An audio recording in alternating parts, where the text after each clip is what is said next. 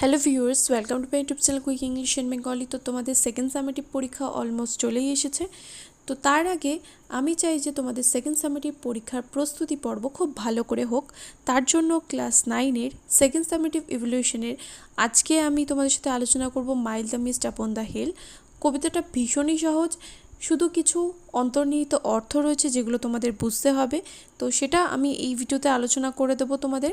তাই mild the mist upon the হিলের শুধুমাত্র বেঙ্গল মিনিং পড়লেও হবে না, তোমাদের কিন্তু এর অন্তর্নিহিত অর্থ বা প্রত্যেকটা লাইনের কী মিনিং সেটা কিন্তু তোমাকে খুব ভালো করে জানতে হবে।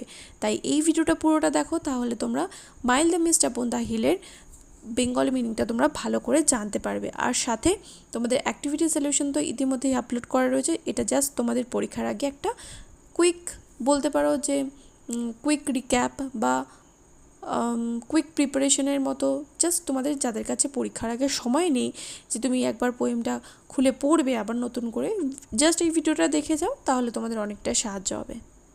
এবং অনেকের এই কবিতাটা খুবই বোরিং মনে হয় এবং অনেকে মানেও বুঝতে পারে না যে এত এরকম লাইন কেন দেওয়া হয়েছে, এইগুলো কেন লেখা হয়েছে। তো সমস্তটা কিন্তু ডিটেলসে বলবো, এবং যদি তুমি চোখ বন্ধ করে জাস্ট আমার কথাগুলো শুনে যাও তাহলে দেখবে তোমার চোখের সামনেই একটা খুব সুন্দর দৃশ্য ফুটে উঠছে। তুমি চোখের সামনে নীল কুয়াশা বা কুয়াশার আস্তরণ দেখতে পাবে, দূরে পাহাড় দেখতে পাবে। যদি তুমি একটু ইম্যাজিন বা কল্পনা করতে পারো, তাহলে তোমাদের যদি কল্পনা শক্তি প্রবল হয়ে থাকে এবং তুমি যদি চোখ বন্ধ করে আমার এই কথাগুলো শোনো, তাহলে কবিতাটা কিন্তু তোমাদের সত্যিই খুবই ভালো লাগবে। তো চলো সময় নষ্ট না করে lesson 6 mild the mist upon the hill, Emily Jane ব্রন্টের লেখা, আমরা পড়ে ফেলি। তো প্রথমে একটু যে যিনি কবি যিনি, তার সম্বন্ধে একটু জেনে নেওয়া যাক। তাহলে কে লিখেছেন এই পোয়েমটা? Emily Jane ব্রন্টে। 1888 থেকে 1848, মানে 1818 সালে উনি জন্মগ্রহণ করেছিলেন এবং 1848 সালে তিনি মারা যান। তাহলে কত বছর হচ্ছে অবশ্যই করে কমেন্ট করে জানিয়ে যে উনি কত বছর বেঁচে ছিলেন। আমাকে কিন্তু কমেন্ট করে জানিয়ে যে উনি কত বছর বেঁচে ছিলেন। আমার মনে হচ্ছে এখানে উনি হার্ডলি 40 বছর বেঁচে ছিলেন, এমিলি জেন ব্রন্টে। আমি যদি ভুল হই তাহলে অবশ্যই করে আমাকে কমেন্ট করে জানিয়ে যে এমিলি জেন ব্রন্টে কত বছর বেঁচে ছিল। Was an English poet, Emily Jane Bronte ছিলেন একজন ইংরেজ কবি অ্যান্ড নভেলিস্ট এবং একজন ঔপন্যাসিক। Best remembered for her only novel Wuthering Heights. তিনি বেশি পরিচিত তার একমাত্র নভেল, তার একমাত্র উপন্যাস উদরিং হাইটসের জন্য। Long considered a classic of English literature, ইংরাজি সাহিত্যের একটা মাস্টারপিস বা একটা ক্লাসিক্স বলে এটাকে বিবেচনা করা হয়। উদরিং হাইটস, আমি যেহেতু লিটারেচারের স্টুডেন্ট, ইংলিশ লিটারেচারের স্টুডেন্ট, তাই উদরিং হাইটসের নাম তো আমাদের জানা, আর মাস্টার্সে আমাকে পড়তেও হয়েছে এটার সম্বন্ধে। তো আমি এখানে উদরিং হাইটস নিয়ে কিছু বলছি না, আমি জাস্ট এখানে কবির সম্বন্ধে বলতে চাই। তো এমিলি জেন ব্রন্টে একজন বিখ্যাত ইংরেজ কবি এবং নভেলিস্ট, উপন্যাসিক। তো এখানে যিনি কবিতাটা লিখেছেন তার নাম হলো এমিলি জেন ব্রন্টে। তিনি একজন কবি, মহিলা কবি। তো উনি কেন এই কবিতাটা লিখছেন সেটা কিন্তু জানার জন্য কিন্তু ভিডিওটাকে পুরোটা দেখো। আর এই কবিতাটা তোমাদের এবার আমি বলবো যে তোমরা চোখটা বন্ধ করে এবার শোনো, তাহলে যে জিনিসগুলো তোমরা চোখের সামনে দেখবে যে ফুটে উঠছে তোমাদের। ইন দিস পোয়েম, এই কবিতাতে, the blue mist that surrounds the distant mountains reminds the poet of the happy days of youth and childhood that she has left behind. এই কবিতায় যে নীল কুয়াশাটা রয়েছে, যেটা কিনা দূরের পর্বত শ্রেণীকে বা দূরের পর্বতমালাকে আবৃত করে রেখেছে, রিমাইন্ডস দ্য পোয়েট, কবিকে স্মরণ করায় বা কবিকে মনে করায়, of the happy days of youth and childhood, তার ছোটোবেলায় বা ছোটোবেলাকার বা যৌবনের, ইউথ মানে হচ্ছে যৌবন, ছোটোবেলাকার এবং যৌবনের মানে যখন সে যুবতী ছিল সেই সময়ে খুশির দিনগুলো যেগুলো সে পিছনে ফেলে এসছে, সেই কথাগুলো মনে করায় কে? এই নীল রঙের কুয়াশা। As she describes the landscape, যখন সে ভূমিরূপের বর্ণনা করে বা ভূমিরূপের বর্ণনা দেয়, she shifts from the present moment to the past, তিনি কি করেন? বর্তমান থেকে অতীতে চলে যান, বর্তমান থেকে অতীতে গিয়ে অতীতের কথা বলতে থাকেন।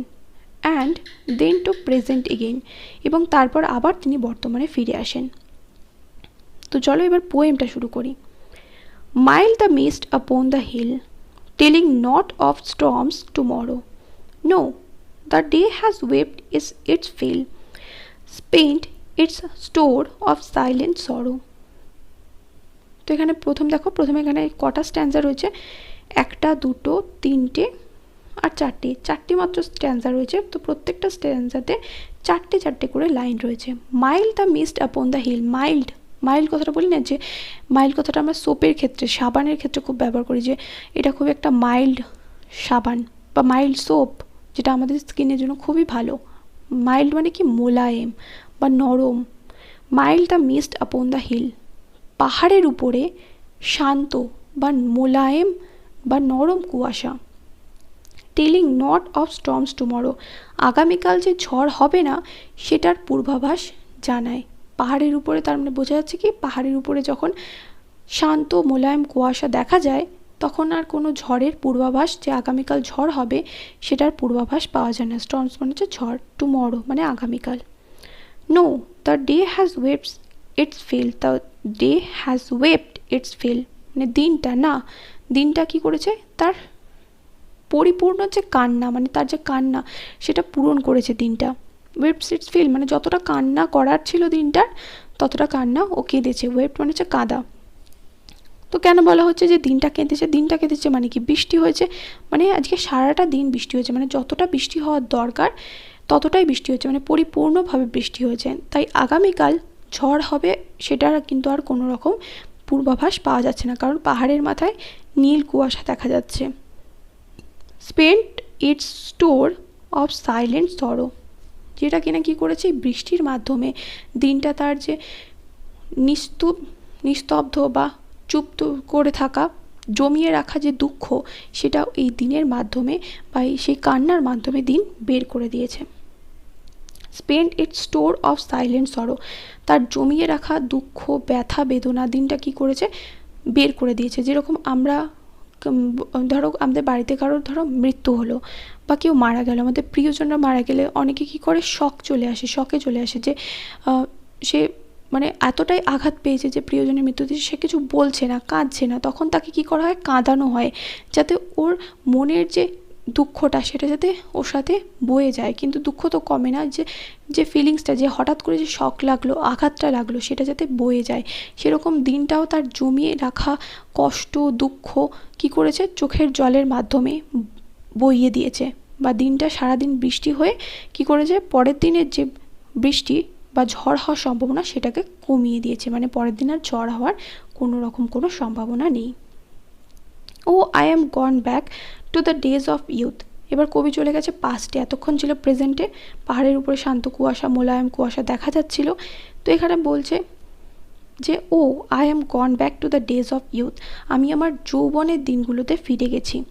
I am a child once more, আমি এখন আরও একবার শিশু হয়ে গেছি। ওয়ান্স মোর মানে হচ্ছে আরও একবার, আমি এখন আরও একবার শিশু হয়ে গেছি।